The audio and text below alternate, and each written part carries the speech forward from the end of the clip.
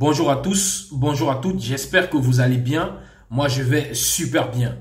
On se retrouve une fois de plus sur cette chaîne, la chaîne sur laquelle nous découvrons le digital et toutes ses opportunités, mais surtout la chaîne sur laquelle nous expliquons les choses du digital en des termes très simples, en des termes accessibles à tous.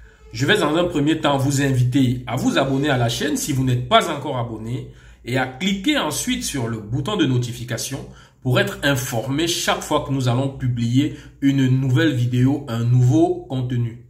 Je suis Ada Mbita Ariel Nathan, Digital Project Manager. Alors, comment réaliser un audit? Nous allons nous retrouver tout de suite après la petite introduction pour rentrer dans le vif du sujet. À tout de suite.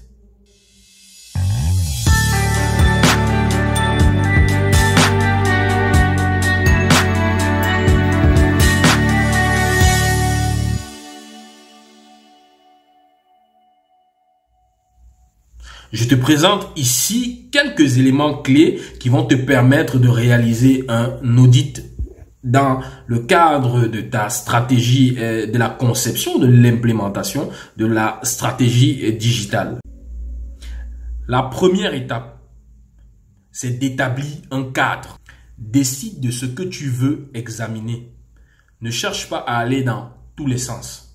Cela pourrait être le site internet, cela pourrait être X ou Y page sur les réseaux sociaux, cela pourrait être les emails, etc., etc. C'est à toi de voir.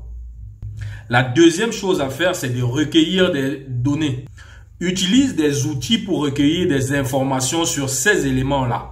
Par exemple, tu peux utiliser des outils d'analyse de site internet pour voir combien de personnes ont visité le site internet. L'un des outils les plus puissants, c'est Google Analytics. La troisième étape, c'est d'analyser les données que tu as recueillies. Regarde les données que tu as recueillies et essaie de les analyser pour voir ce qu'elles signifient, quelles sont les décisions, les impacts ou les informations qui ressortent de toutes ces données-là.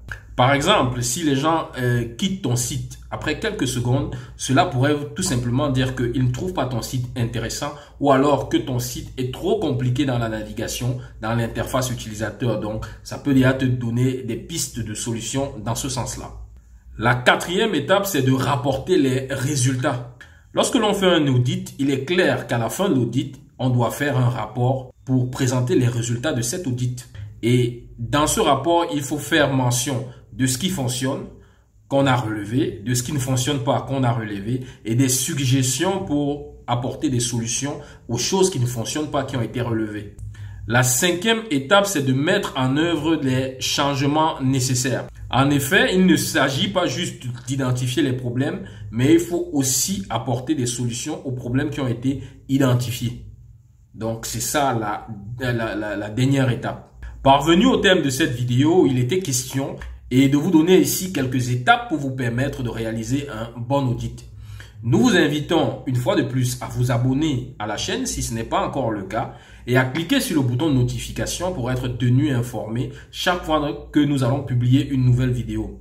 N'oubliez pas de liker cette vidéo et toutes les autres vidéos parce que ce sont vos likes qui nous permettent de continuer à travailler, qui nous permettent de continuer à proposer des vidéos intéressantes, de continuer à vous proposer des vidéos intéressantes, de continuer à partager avec vous tout ce contenu super intéressant. Donc, n'hésitez pas à liker, partager autant que faire se peut. Nous vous remercions pour votre attention et nous vous donnons rendez-vous dans une prochaine vidéo. Bye bye.